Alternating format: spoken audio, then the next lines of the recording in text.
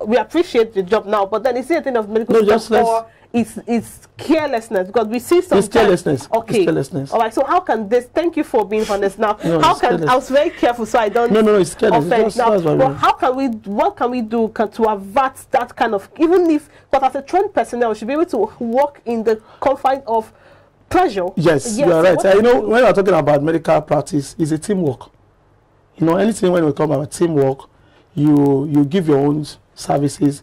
The nurses are there, the caregiver are there, the assistant, meaning that even with your staff, you should be able to. It's the environment you've found yourself, and it's the environment you've been using for days. You should use to pressure on an emergency. That's why there's always an ID bracelet. Immediately the baby is out, you tag stuff on that baby and the mother. Even if the baby is out from there for the next 2-3 weeks, the mother should be able to know that the tag have to have, and before the delivery, the mother knows that he has a tag and the name of the mother, baby Tope, baby Tosin, baby Fati, baby this is there, and the mother has it, meaning that the tag has the same ID. Meaning that unless, that's the word, the question I ask, that unless if it's intentional, that's when the ID have to be the person that wants to maybe the fraud, maybe maybe the nurses, maybe the caregiver, maybe the cleaner, now remove the bracelet from the baby and change it to another baby. And in case of this is when somebody is having same sex, when there's some family will tell you, especially our Igbo brothers or your brother will tell you, baby born, male child is more important to them or valued to them. And a woman, you find out that a woman will be coming that my baby is baby girl, the second one, third one, trying to try more. At the end of the day, maybe the fourth one come to be a baby girl again. You know, the depression, the sadness, the emotion involved in it. She may have a relationship with one of the staff there, or a background of information. You know, he can be influenced negatively. You understand? Probably taking that art of doing such a thing like that, but it's not under the law. Is a crime. You understand? And if at the end of the day it's found, you have to face the law. Both the health workers, both the mother, and people involved in that. All right, thank God you said something about if they are found, if they are found at the end of the day, there will be punitive measures. But then looking at hospitals, what do you think they should put in place to avert these occurrences? I know you talked about the name tag. I'm not sure it's even every hospital that does the public hospital is compulsory. Exactly. So apart from the name tag, what other measures should hospitals put in place to guard against these occurrences? That is firstly is information security, and when we're talking about security, there are ways of social way of security, like putting a CCTV camera everywhere in the labor room. You understand? If sometimes what is it? The family may go against this. Some husband may say you cannot be doing a video for my wife nakedness or those things. But if it's allowed, it's possible, and if it's not allowed. And it's a way sometimes the husband have to be invited to be there to pass through the delivery process. Even if the husband is not available, the family member have to be available throughout the process. And anytime that baby is going for any procedure, they have to. That's why one person have to be there. That's why when you do your medical history taking, there have to be maybe next of kin or anybody available at that period.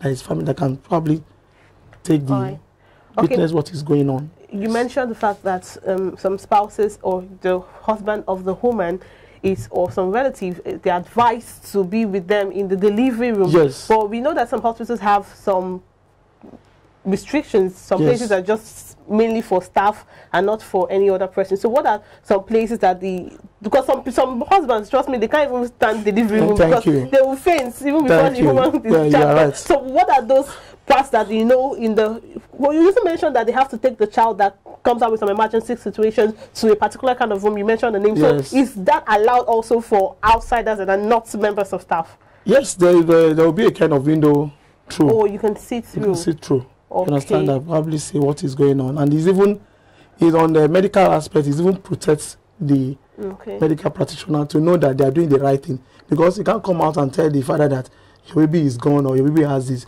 Let the father or the family witness what is happening. If you mismanage the baby or you do your best and everything depends on God. You know, God takes the last decision. By the time you are trying to save the baby, anything can come in. But what are the evidence for the medical personnel to tell that these are things I've tried my best, but these are God will? That's why it's even better for the relative to be there to witness everything. Because sometimes if you are not there, after a month, 6 months, one of the family can just come in and tell you, during the process of taking care of my baby, there's negligence, there's that.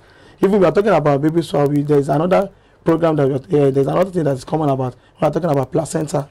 Some will tell you placenta, mix of other things. Some culture will tell you that placenta is more value to them, that you have to produce the placenta to them, and some doesn't care. Well, okay, apart from culture, apart from some culture that attach importance to the placenta, what else? Is there any medical aspect? Yes, is there any medical? It's waste, but it's waste, you know, because even the medical practice we have a belief in culture. We have everybody, every culture have their norms. You understand? And you have to go with every norms. Some family will tell you they don't deliver on the bed, that they have to sit on the floor. Some will tell you they have to use a bowl. Some tell you for you to have a safety delivery, you have to go with her, because if it's going to save your job, it's going to make you to have a very good practice. Meaning that if you know that this is what goes with Hausa people, you have to something directly know that it's not causing any harm to the baby, it's not causing any harm to the mother. So it doesn't disrupt the process of your work. Yes.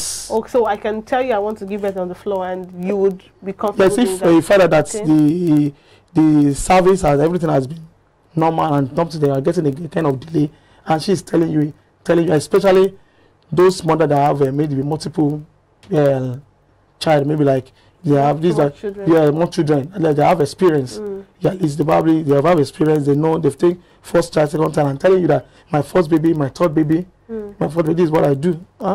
Okay, doctor, being a medical doctor, I just want to assume that you probably have seen some instances, some cases, have you, of baby swap? Have you had that experience before? Have you seen any before? We have not really had my own. Maybe not in your environment. Yes, yes, sure. Cases, yes. Now, how was it on the family? Because I'm looking at the trauma. I mean, if my father, if I go for a test today and then I'm told that my father isn't my father and my mother isn't my mother, I can't imagine the trauma. Yeah. How do they deal with it? It's a life-threatening. It's a life-threatening, and the trauma is more. And in a case like this, is very difficult to deal with, because the emotional damage on both sides is, if it's intentional, meaning that the main person involved, there's no way there's your mindset will be going to it once in a while. Immediately the thing happens or the stuff break out, the person that intentionally make that, I believe he has been planning. He's in everything. There's always a foundation, and after foundation, there's always a follow-up. I'm talking about a situation where the parents are innocent. Maybe it was someone in the hospital that did it, and then it's 20 years after. I mean, how do we trace that? That's the question. Even to trace it will be very difficult, because sometimes maybe through DNA, and if possible in a private hospital, it will be easier to. So they have records. But in the public places, it's somehow be difficult to trace, because when you have the numbers of staff over 1,000, and when you have maybe within a week you have over 200 babies, 50 babies, Even at that, shouldn't there be record? There are records, but the government have to come in cases like that, and it's painful. What would the government do, really? Because everything is, it feels like the government have a lot of role to play, but in this case, what can the government even do? No, the most important thing is prevention is better, is to prevent it not to happen. That's the thing we just try to prevent for that not to happen. But when it happens, it's a long thing. Okay, you mentioned one preventive measure now, that's CCTV camera, and the relative. So are there just in 30 seconds, are there few preventive measures that can be taken to curtail this? Yes, the family have to study the environment of the hospital to know. That's why before you register for antenatal, thank you. Some will tell you they want to know what do you do in your facility, what can you do, what are things that you go around. You can go to a neighborhood and have a question about this facility, how is it? Are they good? you have to be there. You see the antenatal. You have to get an history of child. Yes, to know what in the environment. Are they good? What are cases have passed through? What are litigations that has happened in that facility? From there, it gives you a kind of confidence and satisfaction for me that at least my wife can be here. Can be saved here. Can be saved here. Thank you so much, Dr. Oh, well, we had a great time with Doctor. And for me, the takeaway is before you choose a particular hospital for antenatal, you need to do your check. Be sure that hospital has everything it takes to give you the perfect experience.